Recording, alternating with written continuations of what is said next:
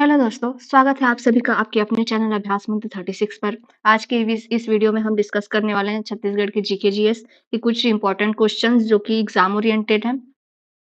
तो चलिए शुरू करते हैं आज का हमारा क्लास। और क्लास शुरू करने से पहले अगर आपने अभी तक चैनल को सब्सक्राइब नहीं किया है तो सब्सक्राइब कर लीजिए। तो आज का क्लास हम स्टार्ट करते हैं।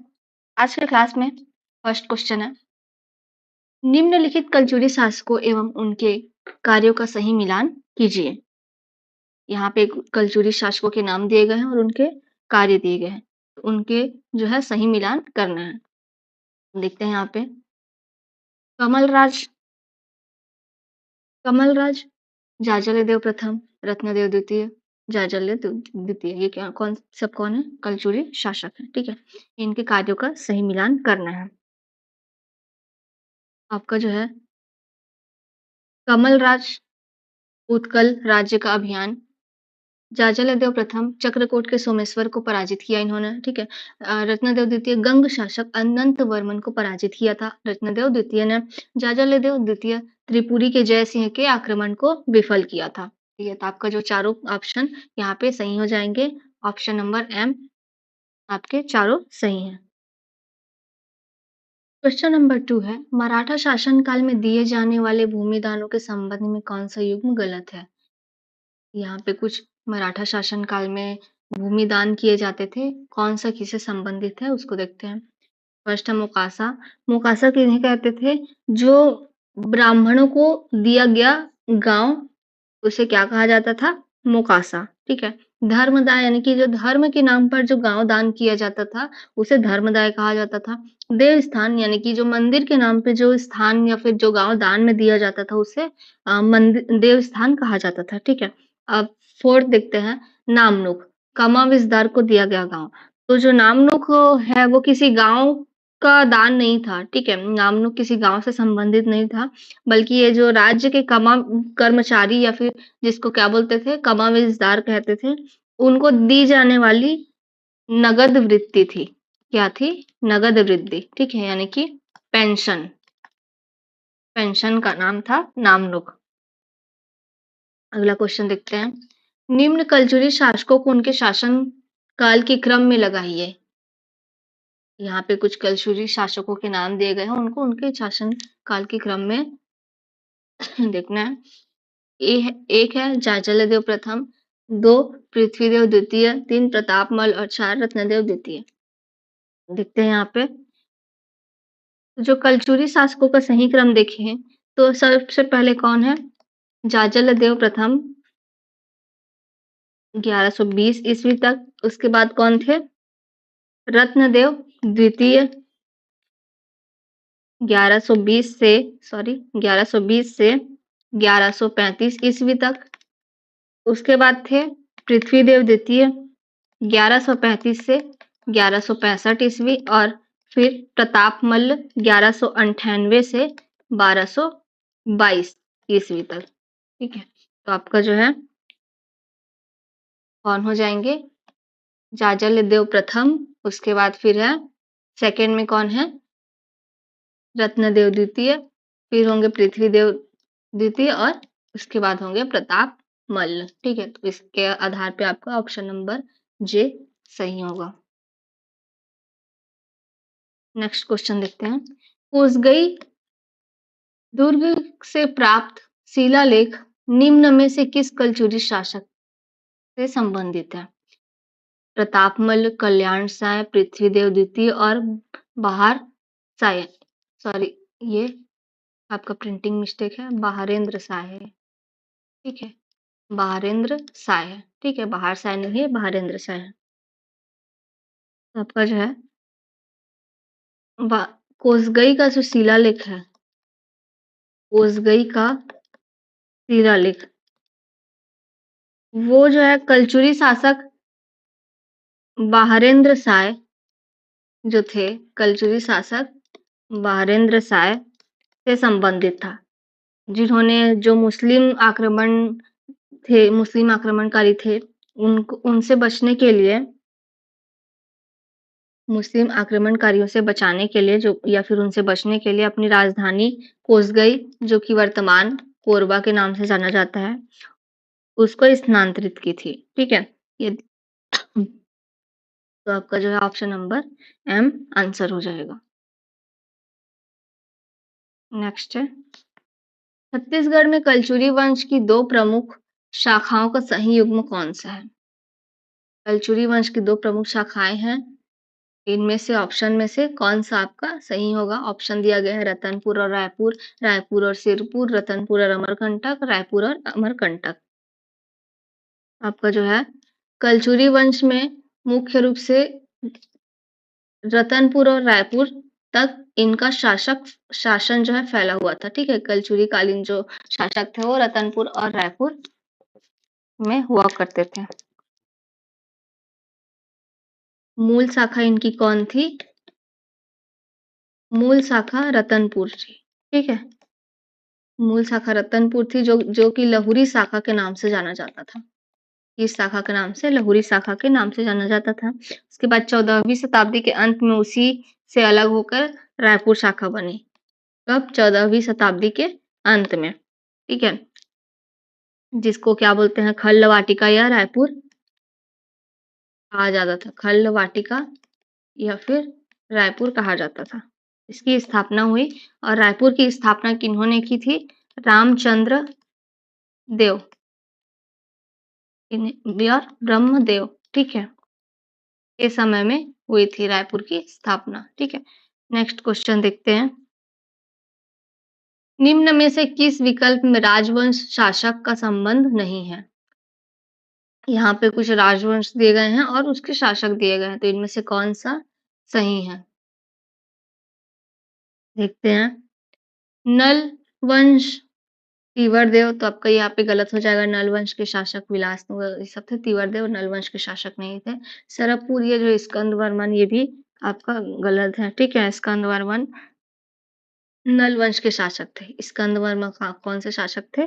नल वंश के शासक थे। तीवरदेव कौन थे? पांडु वंश के शासक हुआ करते थे। ठीक है? उसके बाद देखते हैं पांडु वंश शिवगुप्त। ठीक है? महाशिवगुप्त ये बालार्जुन जो थे इनका पूरा नाम, वो पांडु वंश के शासक थे।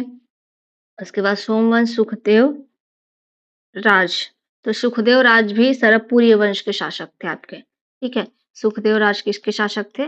सरभपुरी वंश के। और पांडु वंश को ही सोमवंश के नाम से भी जाना जाता है। तो आपका जो है आंसर क्या हो जाएगा? ऑप्शन नंबर एल पांडु वंश जो है, पांडु वंश के शासक कौन थे? महाशिवगुप्त बालार्जुन इनका पूरा नाम है। ये आपका आंसर सही हो जाएगा। नेक्स्ट क्वेश्चन देखते हैं। किसी प्रश्न के में 4 संकेत दिए गए हैं।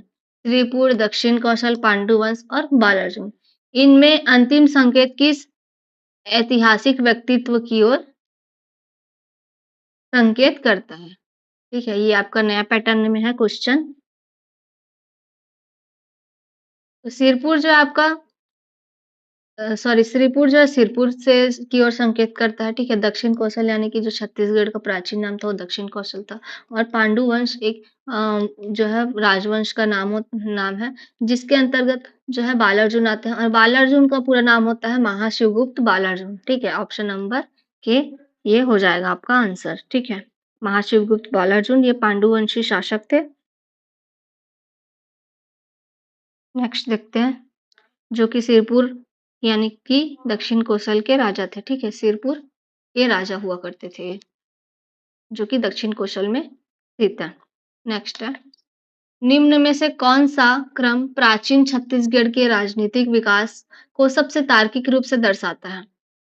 कौन सा क्रम यहाँ पे राजनीतिक विकास को तार्किक रूप से दर्शाता है? ऑप्शन यहाँ पे दिया गया है, आप देख सकते हैं। आपका जो है सबसे पहले क्या था? प्राचीन दक्षिण कौशल छत्तीसगढ़ का ये प्राचीन नाम था। ठीक है? दक्षिण जो है कौशल छत्तीसगढ़ का प्राचीन नाम था। अब प्राचीन काल के बाद जो है शरभपुरीय वंश, कौन सा वंश आया? शरभपुरीय। कब आया? 5वीं से 6वीं शताब्दी में। ठीक है? 6वीं सदी में। उसके बाद आए पांडु वंश। पांडु वंश कब आए थे? आपके जो है 7वीं सदी में। ठीक है? 6वीं सदी के बाद इसके बाद कौन आए? कलचुरी, जो मध्यकालीन इतिहास के अंतर्गत आते हैं। ये 10वीं शताब्दी के बाद यानी कि 11वीं सदी में ये आए थे। ठीक है? कलचुरियों का स्थानीय शासन स्थापित हुआ था तब। आपका जो आंसर इसके अनुसार क्या हो जाएगा? ऑप्शन नंबर जे। छत्तीसगढ़ का प्राचीन नाम दक्षिण कौशल था। उसके बाद जो है सरमपुरी वंश यहाँ पे आए 5वीं से 6वीं शताब्दी में। सरमपुरी वंश के बाद फिर 7वीं सदी में जो है पांडु वंश, और पांडु वंश जो उसके बाद फिर 10वीं सदी के बाद कलचुरी शासक छत्तीसगढ़ में आए। नेक्स्ट क्वेश्चन देखते हैं। यदि किसी अभिलेख में दक्षिण कौशल की राजनीतिक सांस्कृतिक पृष्ठभूमि तथा पांडुवंशीय शासक का संकेत मिले, तो निम्न में से कौन सा स्थान सबसे अधिक संभावित होगा? ऑप्शन है यहाँ पे सिरपुर, रतनपुर, तुंगमाण, रायपुर। तो इनमें से कौन से ऑप्शन है कि जो किसी अभिलेख में दक्षिण कौशल की राजनीतिक सांस्कृतिक पृष्ठभूमि तथा पांडुवंशी शासक का संकेत मिला, तो कौन सा स्थान संभावित होगा? तो आपका आंसर हो जाएगा ऑप्शन नंबर ये सिरपुर है। ठीक है? जहाँ पे जो है पांडुवंश का शासन हुआ करता था।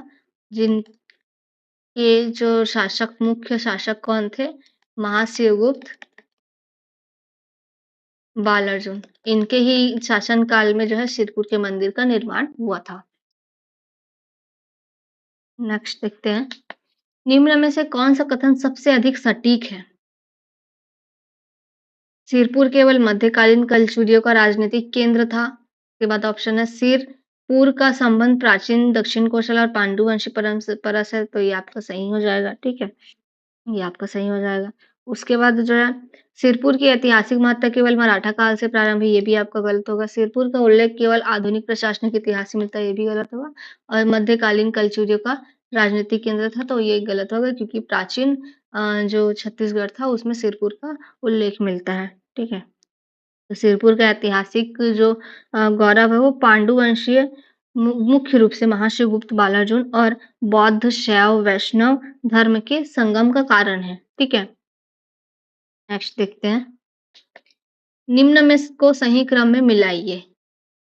यहाँ पे ऑप्शन दिए गए हैं कुछ। चक्रकोट के सोमेश्वर, उत्कल अभियान, अनंत वर्मन और जयशिव का त्रिपुरी आक्रमण। इसको जो है सही रूप में मिलान करना है। आपका जो है चक्रकोट के सोमेश्वर चक्रकोट के सोमेश्वर को किन्होंने हराया था? जाजलदेव प्रथम ने। ठीक है? जो जाजलदेव प्रथम थे वो चक्रकोट के सोमेश्वर को इन्होंने हराया था। उसके बाद देखते हैं उत्कल अभियान। उत्कल अभियान जो है कमलराज से संबंधित है। के बाद है अनंत वर्मन, रत्नदेव द्वितीय से इनका युद्ध हुआ था। ठीक है? जयपुर का त्रिपुरी आक्रमण, ये जय सिंह यानी कि जाजलदेव द्वितीय ने जय सिंह का आक्रमण विफल किया था। ठीक है? तो आपका जो है आंसर क्या हो जाएगा? ऑप्शन नंबर जे सही आंसर हो जाएगा। नेक्स्ट क्वेश्चन है। निम्न में से किस विकल्प में शासक उपलब्धि गलत दी गई है? शासक उपलब्धि किस विकल्प में गलत दी गई है? आपका यहाँ पे ऑप्शन दिया गया है जाजलदेव प्रथम, चक्रकोट के सोमेश्वर पर विजय, रत्नदेव द्वितीय अनंत वर्मन से संघर्ष, जाजलदेव द्वितीय त्रिपुरी के जयश्री के आक्रमण को विफल किया और कमलराज रतनपुर को पहली बार राजधानी बनाया। आपका क्या हो जाएगा आंसर? आंसर क्या होगा यहाँ पे? Option number M. ठीक है? ये आपका गलत कथन दिया गया है। जाजलदेव प्रथम ने चक्रकोट के सोमेश्वर पर विजय प्राप्त की, उनको हराया था। ठीक है? रत्नदेव द्वितीय ने अनंत वर्मन जो थे उनसे संघर्ष किया था, और जाजलदेव द्वितीय है उन्होंने त्रिपुरी के जय सिंह के आक्रमण को विफल किया था। जो कमल राज का संबंध बताया जा रहा है, रतनपुर को पहली बार राजधानी बनाया था। तो कमल राज ने रतनपुर को पहली बार राजधानी नहीं बनाया था, बल्कि जो रत्नदेव थे उन्होंने रतनपुर को राजधानी बनाया था। प्रथम जो है 1050 ईस्वी के आसपास इन्होंने रतनपुर को राजधानी बनाया था, रत्नदेव ने। नेक्स्ट क्वेश्चन देखते हैं। Question number 13। रतनपुर कलचुरियों के संदर्भ में निम्न कथनों पर विचार कीजिए। पहला दिया गया प्रारंभिक कलचुरी केंद्र तुम्बाड़ था। सेकंड है रत्नपुर प्रथम से रतनपुर के महत्व का संबंध है। उसके बाद है रत्नदेव प्रथम से रतनपुर के महत्व का संबंध है। थर्ड है रतनपुर शाखा पर संबंध त्रिपुरी के कलचुरियों से था। आपका जो है आंसर क्या हो जाएगा? ये आपका कलिंग राज ने अपनी पहली राजधानी तुम्बाड़ बनाई थी। ठीक है, कलिंग राज जो थे उन्होंने अपनी पहली राजधानी किसको बनाई थी? तुम्बाड़ को बनाई थी। तो ये आपका सही हो जाएगा, सॉरी। उसके बाद थे रत्नदेव प्रथम ने रतनपुर शहर बसाया और उसके महत्व को बढ़ाया था। ठीक है, उसके बाद रतनपुर शाखा का संबंध किससे था? त्रिपुरी कलचुरियों से था। ठीक है, ये जो है रतनपुर शाखा त्रिपुरी कलचुरियों की ही एक शाखा थी। तो आपको तीनों कथन यहाँ पे सही हो जाएगा, ऑप्शन नंबर एम। ठीक है, ये बात देखते हैं। नेक्स्ट क्वेश्चन है, किसी विद्यार्थी ने लिखा कलचुरी इतिहास में तुम्बाड़ और रतनपुर एक ही राजनीतिक केंद्र के दो नाम हैं। इस कथन के संबंध में सही निर्णय क्या होगा? दोस्तों यार ये भी आपका एक नया पैटर्न का क्वेश्चन है, तो ध्यान से देखिएगा इसको। कलचुरी इतिहास में तुम्बाड़ और रतनपुर एक ही राजनीतिक केंद्र के दो नाम हैं। ऑप्शन है ये पूर्णतः सही, सेकंड है पूर्णतः गलत, दोनों अलग अलग स्थान थे और राजनीतिक केंद्र के रूप में अलग चरणों में महत्वपूर्ण रहे। थर्ड है केवल मराठा काल से सही है में सही, और फोर्थ है केवल ब्रिटिश काल में सही है। तो आपका जो है क्या हो जाएगा? यहाँ पे जो तुम्बाड़ है, जिसको कोरबा, वर्तमान कोरबा जिले में है, और रतनपुर कहाँ है? बिलासपुर जिले में। ठीक है, तुम्बाड़ वर्तमान कोरबा जिले में और बिलासपुर जिले में रतनपुर है, और भौगोलिक रूप से दो अलग अलग शहर थे। ठीक है, जो कलचुरी काल में अलग अलग चरणों के राजधानी थी। ठीक है, तो आपका यहाँ पे कथन यहाँ पे पूर्णतः गलत हो जाएगा, क्योंकि दोनों ही अलग अलग स्थान थे, अलग अलग शहर थे और राजनीतिक केंद्र के रूप में अलग अलग चरणों के रूप में महत्वपूर्ण थे। ठीक है, नेक्स्ट क्वेश्चन देखते हैं। निम्न में से कौन सा समूह केवल रतनपुर कलचुरी इतिहास से संबंधित अभिलेखीय स्थलों का सबसे उपयुक्त समूह है? ऑप्शन है राजिम, कोनी, अकलतरा, नालंदा, तक्षशिला, सांची, उज्जैन, विदिशा, पाटलिपुत्र, कन्नौज, मथुरा, वैशाली। तो आपका जो है कौन सा केवल रतनपुर कलचुरी इतिहास से संबंधित अभिलेखीय स्थलों का उपयुक्त समूह है? आपका ऑप्शन नंबर जे, राजिम, कोनी और अकलतरा। ठीक है, राजिम जो है यहाँ पे पृथ्वीदेव द्वितीय का अभिलेख मिलता है, पृथ्वीदेव द्वितीय का अभिलेख मिलता है। ठीक है, कोनी जो है बिलासपुर में स्थित है, और अकलतरा रतनपुर कलचुरियों के महत्वपूर्ण पुरातात्विक अभिलेख स्थल है। ठीक है, महत्वपूर्ण क्या है? पुरातात्विक अभिलेख स्थल है। बाकी जो है आपके नालंदा, तक्षशिला, उज्जैन, पाटलिपुत्र, कन्नौज, ये सब जो प्राचीन राष्ट्रीय इतिहास है। ठीक है, छत्तीसगढ़ ये लोग छत्तीसगढ़ राज्य में नहीं आते हैं। नेक्स्ट क्वेश्चन देखते हैं। निम्न में से कौन सा युग्म शासक अभिलेख स्थल के संदर्भ में सही है? पृथ्वीदेव द्वितीय राजिम, रत्नदेव द्वितीय नालंदा, जाजादेव द्वितीय तक्षशिला और प्रताप मल्ल सांची। तो आपका जो है ये तीनों गलत हो जाएगा, क्योंकि ये छत्तीसगढ़ की स्थल नहीं है, तक्षशिला, नालंदा, सांची। बाकी जो पृथ्वीदेव द्वितीय है, ये इनका अभिलेख मिलता है राजिम में। ठीक है, इनका अभिलेख कहाँ मिलता है? राजिम में। पृथ्वीदेव द्वितीय के अभिलेख मुख्य रूप से राजिम से प्राप्त हुए, और राजिम के जो राजीव लोचन मंदिर में सेनापति थे, कौन थे? जगतपाल। ठीक है, का अभिलेख भी इसी काल में मिलता है। तो आपका आंसर हो जाएगा जी। ठीक है, नेक्स्ट क्वेश्चन देखते हैं। कथन और कारण दिए गए हैं। रत्नदेव द्वितीय का शासन रतनपुर कलचुरियों के राजनीतिक सुदृढ़ीकरण में महत्वपूर्ण था। कारण है उसके समय त्रिपुरी और कलिंग से जुड़े संघर्षों का सामना किया था। तो जो रत्नदेव द्वितीय का काल था, कलचुरी के सुदृढ़ीकरण का स्वर्ण काल माना जाता था। क्या था? स्वर्ण काल माना जाता था। ठीक है, क्योंकि क्या हुआ था उस टाइम पे? त्रिपुरी के जो गयाकर्ण और कलिंग के अनंत वर्मन थे। त्रिपुरी के कौन थे? गयाकर्ण और कलिंग के अनंत वर्मन जो थे, वो शक्तिशाली शत्रुओं के हमलों को विफल कर कलचुरी साम्राज्य को स्वतंत्र और सुरक्षित रखा था। ठीक है, रत्नदेव द्वितीय के शासनकाल में। आपका जो है दोनों सही हो जाएगा और आर्य की सही व्याख्या भी करते हैं। नेक्स्ट क्वेश्चन देखते हैं। निम्न में से किस विकल्प में कालक्रम की एक कड़ी जानबूझकर गलत रखी गई है? ठीक है, तो यहाँ पे जो है कुछ विकल्प दिए गए हैं, इसमें कालक्रम की कड़ी इसमें गलत रखी गई है, तो आपको गलत ऑप्शन को सेलेक्ट करना है।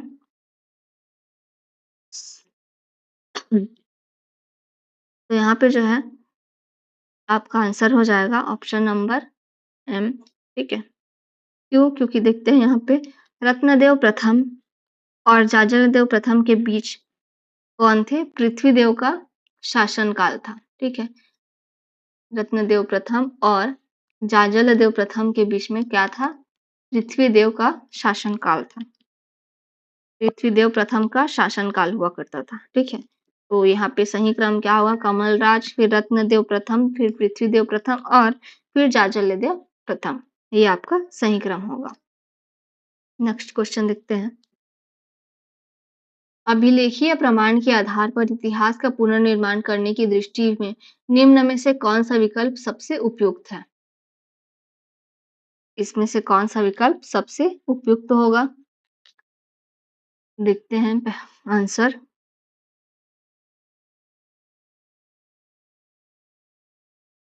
ऑप्शन नंबर एल, शिलालेख, ताम्रपत्र और उनके काल निर्धारण का तुलनात्मक अध्ययन।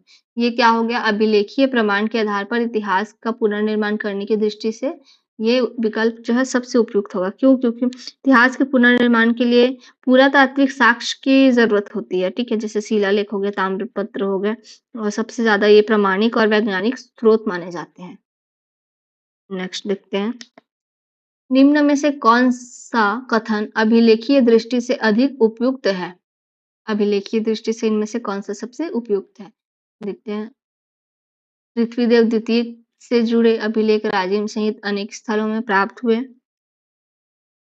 उसके बाद है पृथ्वीदेव द्वितीय से संबंधित कोई अभिलेख उपलब्ध नहीं है, तो ये आपका गलत हो जाएगा। पृथ्वीदेव द्वितीय से संबंधित अभिलेख है जो कि राजिम में प्राप्त हुए थे। उनके सभी अभिलेख केवल रतनपुर में मिले, तो ये भी आपका गलत हो जाएगा। उनके सभी अभिलेख जो है राजिम में मिले थे। उनके अभिलेख केवल आधुनिक काल में लिखे गए, तो ये भी आपका गलत हो जाएगा। ठीक है, यहाँ पे मुख्य रूप से जो है फर्स्ट आंसर पृथ्वीदेव द्वितीय से जुड़े अभिलेख राजिम सहित अनेक स्थलों में, जैसे राजिम, अगलतरा, घटियारी, ये सभी जगह में लगभग 15 जगहों में प्राप्त हुए थे। ठीक है, नेक्स्ट क्वेश्चन है। 1741 ईस्वी को छत्तीसगढ़ के इतिहास में महत्वपूर्ण मोड़ मारने का सबसे उपयुक्त कारण क्या है?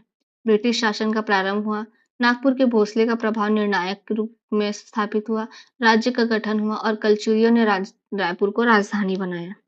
और कलचुरियों ने रायपुर को राजधानी बनाया। तो यहाँ पे जो है 1741 ईस्वी में मुख्य रूप से नागपुर के भोसला शासक रघुजी प्रथम, नागपुर के भोसला शासक रघुजी प्रथम के सेनापति जो थे भास्कर पंत। ठीक है, ये सेनापति कौन थे? भास्कर पंत ने रतनपुर पर आक्रमण कर कलचुरी शासक जो थे रघुनाथ सिंह, उनके काल के समय कलचुरी के शासक थे रघुनाथ सिंह को आत्मसमर्पण करने के लिए उन्होंने विवश कर दिया था, जिससे मराठा प्रभाव स्थापित हुआ था। यहीं से क्या छत्तीसगढ़ में जो है मराठा शासनकाल स्थापित हुआ था। ठीक है, तो ऑप्शन नंबर ये नागपुर के भोसले का प्रभाव निर्णायक रूप से स्थापित हुआ था। ठीक है, ब्रिटिश शासन का प्रारंभ कब हुआ था? 1818 से 1854 में आया था।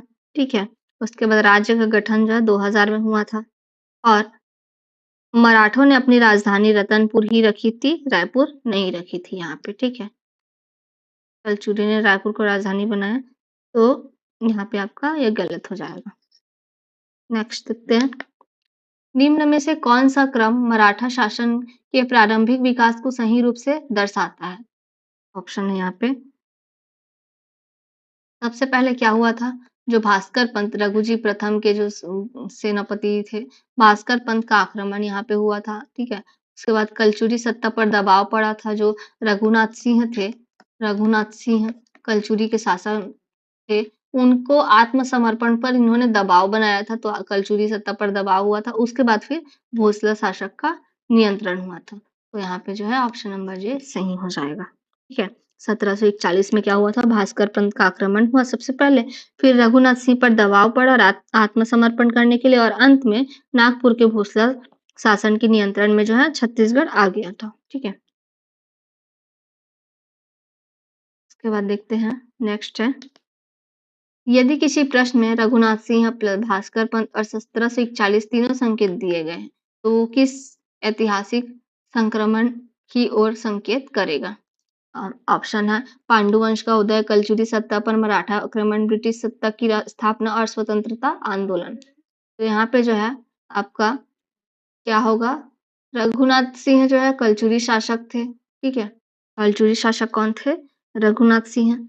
और मुख्य रूप से जो भास्कर पंत थे 1741 में वर्ष में रघुनाथ सिंह अंतिम जो स्वतंत्र कलचुरी शासक थे, और भास्कर पंत मराठा जो थे, मराठा सेनापति थे, वो कहाँ आए? छत्तीसगढ़ आए।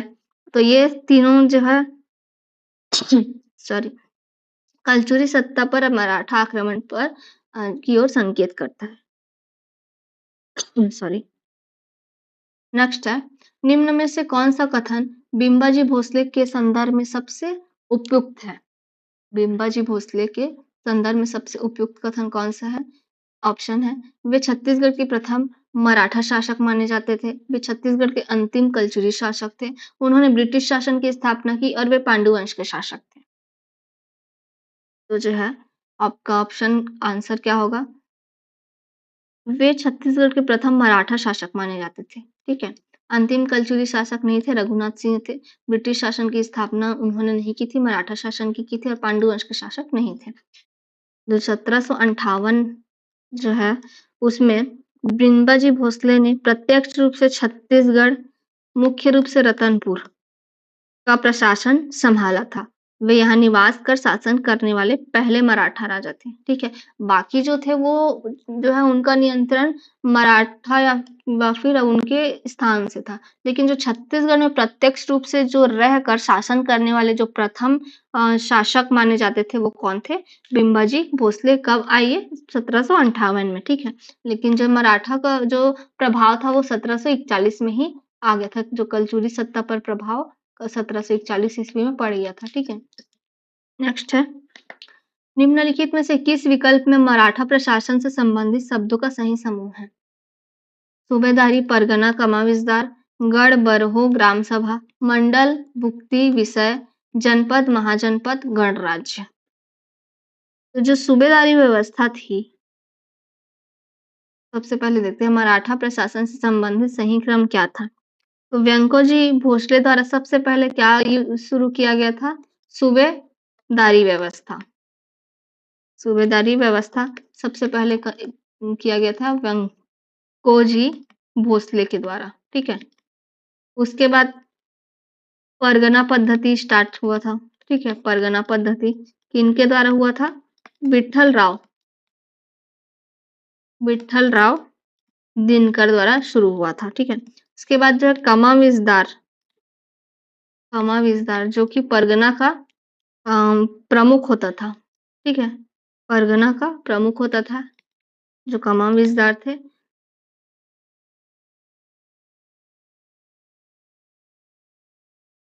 तो आपका जो है आंसर क्या हो जाएगा? सूबेदारी व्यवस्था स्टार्ट हुई, उसके बाद परगना, फिर कमान विस्तार। ये सभी मराठा प्रशासनिक की जो प्रशासन काल की थी वो शब्दावलियां थी ये सभी। ठीक है। नेक्स्ट देखते हैं, निम्नलिखित में से कौन सा विकल्प भूमिदान और उसके उद्देश्य को गलत तरीके से जोड़ता है? देखते हैं यहाँ पे, धर्मदाय, धार्मिक उद्देश्य, तो ये आपका सही हो जाएगा। जो धर्म के नाम पर जो गांव दान में दिया जाता है उसे कहा जाता है धर्मदाय, जो कि धार्मिक उद्देश्य से किया जाता है। देवी स्थान, मंदिर, तो मंदिर बनाने के लिए जो गांव दान में दिया जाता था उसे देवस्थान कहा जाता था।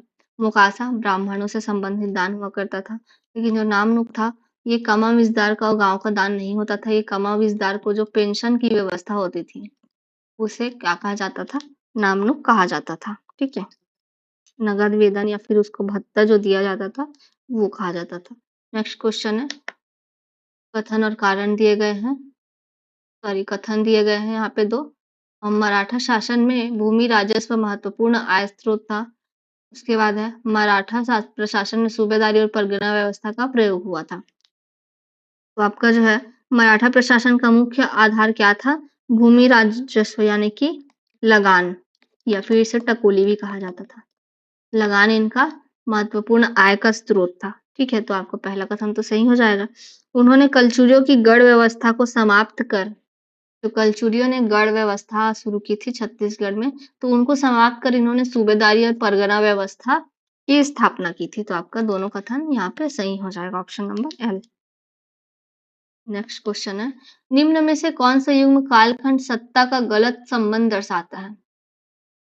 यहाँ पे देखेंगे 1741 के बाद भोसला प्रभाव, तो जो 1741 में मराठा सत्ता की स्थापना का वर्ष है। ठीक है, इसके बाद मराठा काल, नागपुर भोसले, 1818 के बाद ब्रिटिश प्रभाव में परिवर्तन, फिर 1741 सीधे ब्रिटिश शासन की स्थापना।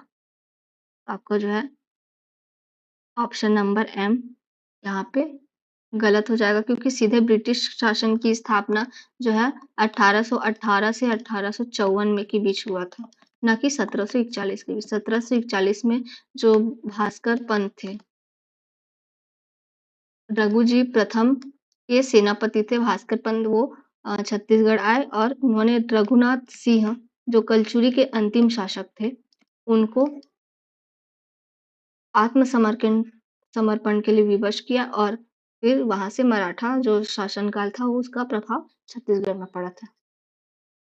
नेक्स्ट क्वेश्चन है, यदि प्रश्न में कलचुरी सत्ता के बाद नागपुर से आई शक्ति लिखा हो तो संबंधित संभावित उत्तर होगा मराठा भोसले, पांडुवंश, सरबपुरी और सातवाहन। का जो आंसर हो जाएगा, कलचुरी सत्ता के बाद नागपुर से आई शक्ति अगर लिखा है तो यहाँ पे जो कलचुरी सत्ता के समय में नागपुर से आई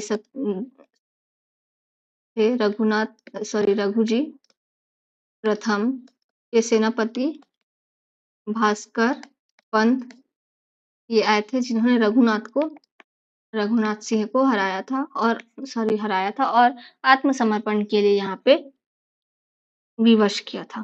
ठीक है, तो यहाँ पे जो है ऑप्शन क्या हो जाएगा, मराठा भोसले। क्या हो जाएगा, मराठा भोसले।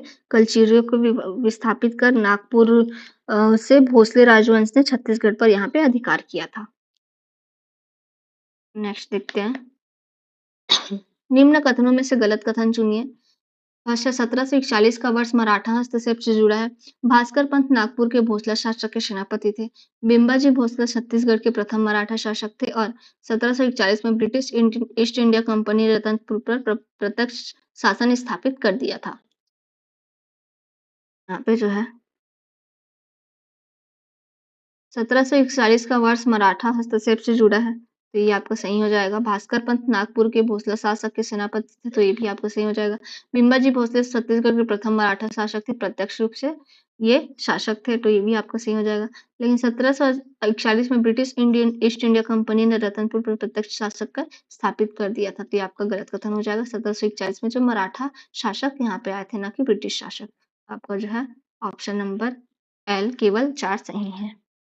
नेक्स्ट क्वेश्चन है, 1857 के संदर्भ में छत्तीसगढ़ के इतिहास में निम्न में से किस घटना का संबंध वीर नारायण सिंह से है?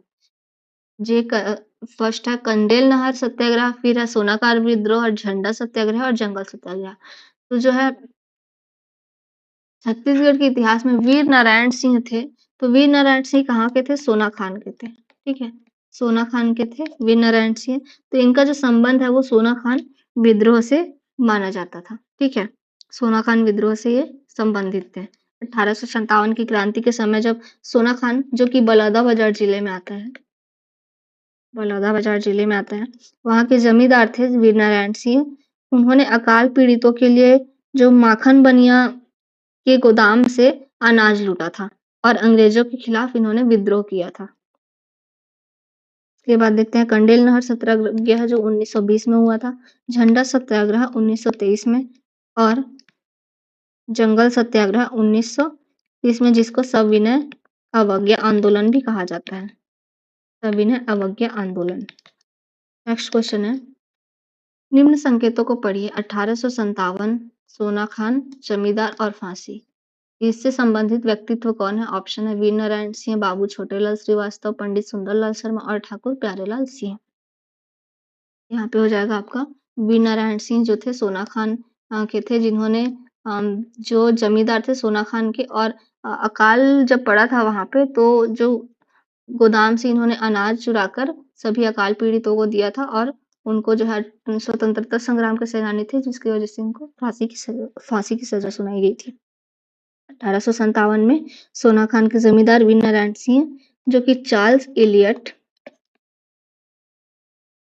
के आदेश पर रायपुर के जय स्तंभ चौक पर इनको फांसी दी गई थी। कब दी गई थी? 10 दिसंबर 1857 में इनको फांसी दी गई थी रायपुर के जय स्तंभ चौक में। के बाद देखते हैं, जो बाबू छोटेलाल श्रीवास्तव, पंडित सुंदरलाल शर्मा और ठाकुर प्यारेलाल सिंह थे, वे जो है असहयोग आंदोलन, जिससे सविनय अवज्ञा आंदोलन या फिर राष्ट्रीय आंदोलन कहा जाता है, इसके नेता थे। ठीक है, 1857 की क्रांति से इनका कोई संबंध नहीं है। नेक्स्ट देखते हैं, निम्न में से कौन से युग्म व्यक्ति आंदोलन सही है? बाबू छोटेलाल श्रीवास्तव, कंडेल नहर सत्याग्रह, वीर नारायण सिंह, कंडेल नहर सत्याग्रह, गुंडाधुर, कंडेल नहर सत्याग्रह और माधवराव सप्रे, सोना खान मित्र। तो आपको जो है ऑप्शन नंबर जे, बाबू छोटेलाल श्रीवास्तव कंडेल नहर सत्याग्रह से संबंधित है।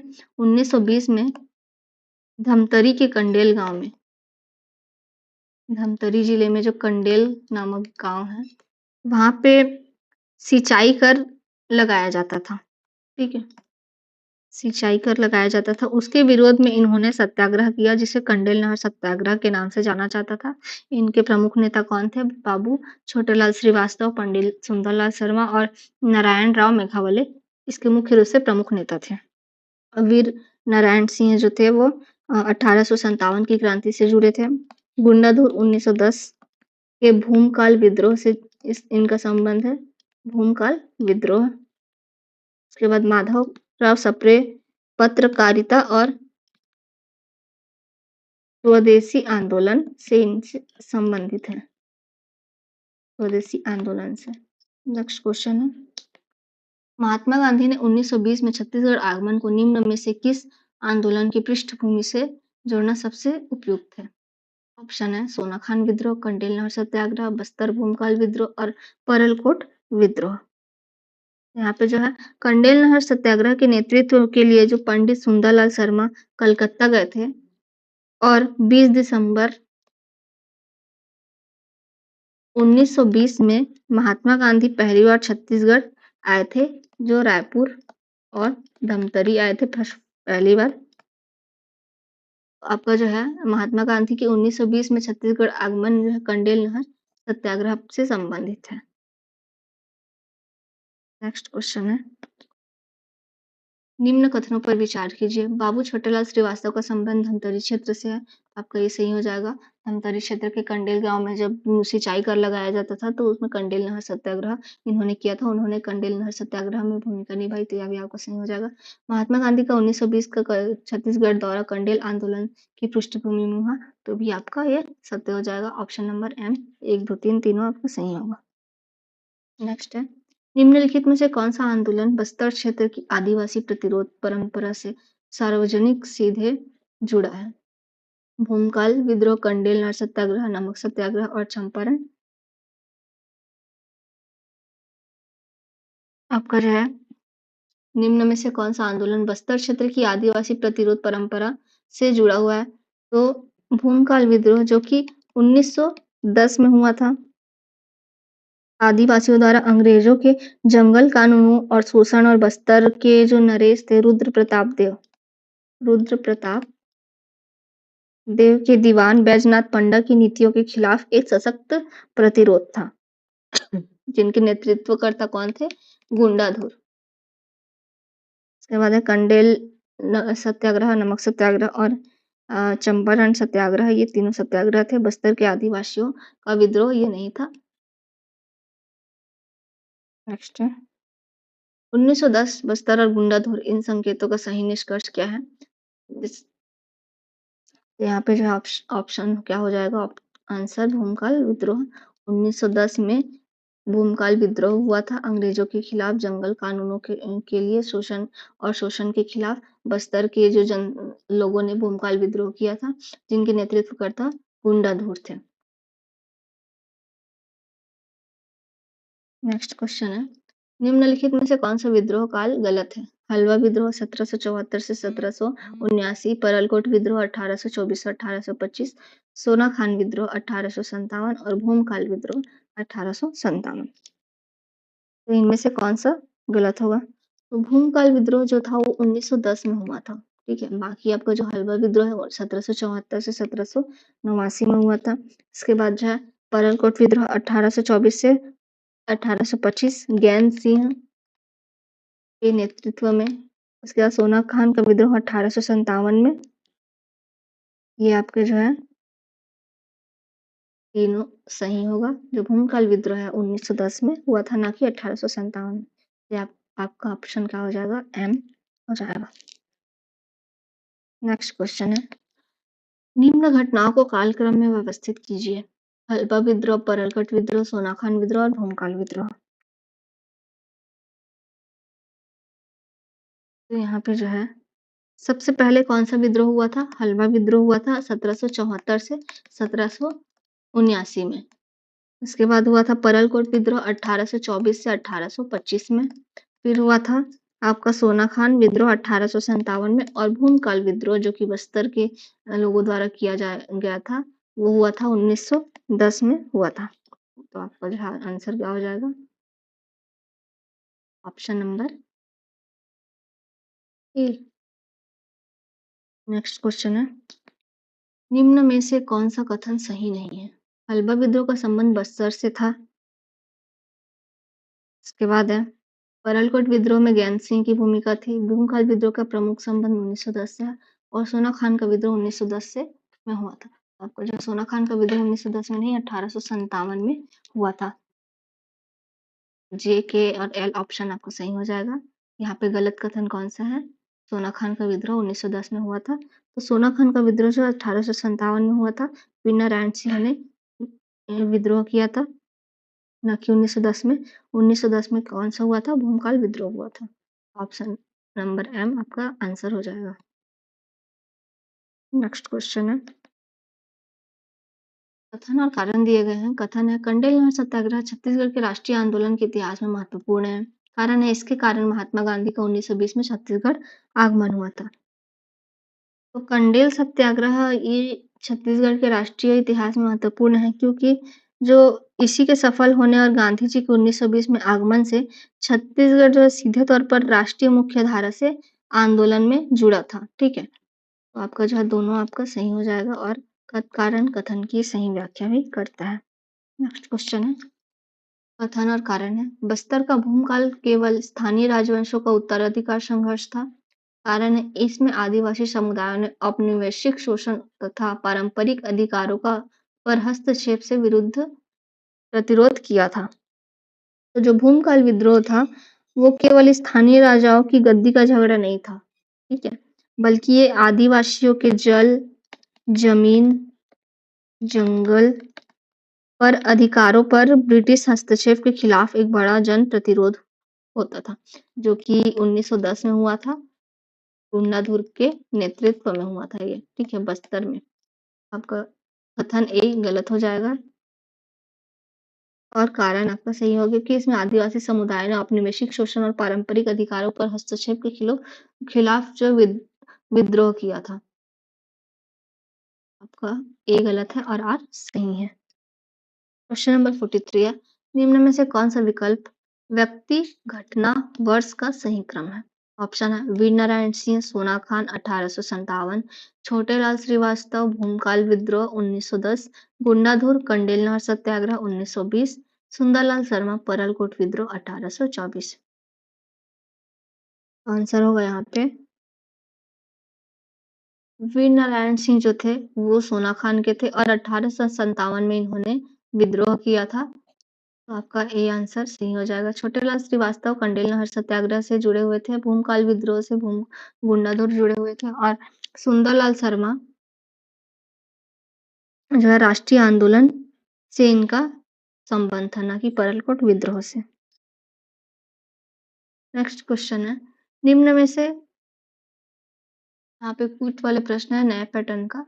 जे बराबर 1857, के बराबर 1910, एल बराबर 1920 और एम बराबर 1939। यदि प्रश्न पूछा जाए सोना खान विद्रोह, तो इसमें से कौन सा उत्तर सही होगा? सोना खान विद्रोह कब हुआ था? 1857 में। किनके नेतृत्व में? वीर नारायण सिंह, जो कि सोना खान के जमींदार थे। जब सोना खान में अकाल पड़ा था, तो इन्होंने गोदाम से अनाज चुराकर सभी लोगों में बांट दिया था। ठीक है, तो आपका आंसर क्या हो जाएगा? ऑप्शन नंबर जे हो जाएगा। नेक्स्ट क्वेश्चन है, यदि जे बराबर कंडेल, के बराबर सोना खान, एल बराबर भूमकाल और एम बराबर परलकोट, तो वीर नारायण सिंह से संबंधित सही संकेत कौन सा है? तो वीर नारायण सिंह कहाँ के थे? मुख्य रूप से सोना खान के थे। तो आंसर क्या हो जाएगा? ऑप्शन नंबर ए हो जाएगा, सोना खान। नेक्स्ट है, पृथक छत्तीसगढ़ की मांग के इतिहास के संदर्भ में सबसे प्रारंभिक और औपचारिक राजनीतिक प्रयास किस काल से जोड़ा जाता है? ए 1857 के 1900 के दशक के प्रारंभिक चरण, 1950 के दशक और 1990 के दशक। तो यहाँ पे जो है पृथक छत्तीसगढ़ की पहली औपचारिक राजनीतिक मांग कब हुई थी? 1924 में रायपुर जिला कांग्रेस कमेटी द्वारा रखी गई थी। ठीक है, रायपुर में जो है जिला कांग्रेस कमेटी द्वारा रखी गई थी, जो 1900 के दशक में प्रारंभिक चरण में आता है। ठीक है, तो आपका आंसर क्या हो जाएगा? ऑप्शन नंबर के। नेक्स्ट है, निम्नलिखित में से कौन सा क्रम पृथक छत्तीसगढ़ की मांग के विकास में सबसे उपयुक्त रूप से दर्शाता है? 1924 रायपुर कांग्रेस इकाई द्वारा मांग, 1954 राष्ट्रीय पुनर्गठन आयोग के समक्ष मांग, 1955 नागपुर विधानसभा में मांग और 1990 में के दशक आंदोलन में पुनः तेजी। तो यहाँ पे जो है 1924 में क्या हुआ था? रायपुर कांग्रेस इकाई द्वारा मांग की गई थी। उसके बाद 1954 में फजल अली रायपुर पुनर्गठन आयोग को ज्ञापन। उसके बाद है 1955 में रामकृष्ण सिंह ठाकुर द्वारा नागपुर विधानसभा में मांग की गई थी। उसके बाद फिर 1990 का दशक विद्याचरण शुक्ल और सर्वदलीय मंच आदि के द्वारा आंदोलन किया गया था। तो इसके अनुसार क्रम क्या होगा? ऑप्शन नंबर ए, 1, 2, 3 और 4। नेक्स्ट क्वेश्चन है, क्वेश्चन नंबर 48 है, निम्न में से कौन सा कथन गलत है? 1954 में राष्ट्रीय पुनर्गठन आयोग के सामने पृथक छत्तीसगढ़ की मांग रखी गई थी। फिर 1955 में पृथक राज्य की मांग उठी। 1990 के दशक में पृथक राज्य की मांग के लिए फिर गति पकड़ी और पृथक छत्तीसगढ़ की मांग पहली बार 2000 में ही उठी। तो यहाँ पे कौन सा कथन गलत होगा? तो ऑप्शन नंबर एम आपका गलत हो जाएगा। पृथक छत्तीसगढ़ की मांग पहली बार 2000 में ही उठी। तो ये आपका गलत कथन हो जाएगा, क्योंकि राज्य जो है 2000 में 1 नवंबर सन 2000 को बना था, लेकिन इसकी मांग कब उठी थी? 1924 में पंडित सुंदरलाल शर्मा का संकल्पना मानचित्र जो था 1905 में जब बनाया था, से वो निरंतर उठ रही थी और मुख्य रूप से 1924 में इनकी मांग उठी थी। नेक्स्ट है, निम्न संकेतों को ध्यान में देखिए। 1924 रायपुर कांग्रेस इकाई, 1954 राज्य पुनर्गठन आयोग, 1955 पृथक राज्य की मांग और 2000 राज्य गठन। तो इन चारों को जोड़ने वाले विषय क्या है? ऑप्शन है ए छत्तीसगढ़ का प्राचीन राजवंश, के छत्तीसगढ़ के मराठा प्रशासन, फिर है पृथक छत्तीसगढ़ राज्य की मांग और निर्माण की ऐतिहासिक प्रक्रिया, और एम है छत्तीसगढ़ का औद्योगिक विकास। तो इन सभी में जो है कौन सा विषय इसको जोड़ने वाला है? तो ऑप्शन नंबर एल है पृथक छत्तीसगढ़ राज्य की मांग और निर्माण का ऐतिहासिक, ये क्रम या फिर प्रक्रिया इसको बोल सकते हैं, क्योंकि ये जो दिए गए सभी वर्ष हैं जो 1924 है, 1954, 1955 और 2000 राज्य गठन, ये छत्तीसगढ़ को मध्य प्रांत या फिर मध्य प्रदेश से अलग कर एक स्वतंत्र राज्य बनाने के लिए ये सभी संबंधित हैं। ठीक है, नेक्स्ट क्वेश्चन है, कथन छत्तीसगढ़ के इतिहास में दक्षिण कोसल, पांडु वंश, कलचुरी, मराठा और औपनिवेशिक काल अलग-अलग ऐतिहासिक चरणों को दर्शाते हैं। फिर है 1741 ईस्वी को मराठा हस्तक्षेप छत्तीसगढ़ के राजनीतिक इतिहास में महत्वपूर्ण परिवर्तन का संकेत है। फिर 1857 में सोना खान का विद्रोह छत्तीसगढ़ के स्वतंत्रता संघर्ष की महत्वपूर्ण घटना थी। 1920 का कंडेल नहर सत्याग्रह राष्ट्रीय आंदोलन से जुड़कर गांधी जी के छत्तीसगढ़ आगमन की पृष्ठभूमि बना। तो इनमें से कौन-सा कथन आपका सही होगा? तो जो चारों कथन देखे, तो इनमें से इतिहास के कालखंड का सही क्रम यहाँ पे वर्णित है। उसके बाद है जो 1741 में मराठा प्रवेश का टर्निंग यहाँ पे टर्निंग पॉइंट दिखाता है। फिर होता है 1857 में सोना खान विद्रोह, ये जो प्रथम स्वतंत्रता संग्राम का कारण बना था या फिर हिस्सा बना था। 1920 में ये कंडेल नहर सत्याग्रह हुआ था जिसमें गांधी जी का प्रथम आगमन छत्तीसगढ़ में हुआ था। तो आपका जो है चारों सही हो जाएगा, ऑप्शन नंबर एम, चारों कथन आपके सही हैं। तो आज के लिए बस इतना ही। अगर आपको पसंद आया होगा क्लास तो लाइक करिए, शेयर करिए और सब्सक्राइब करिए। मिलते हैं हम नेक्स्ट क्लास में। धन्यवाद।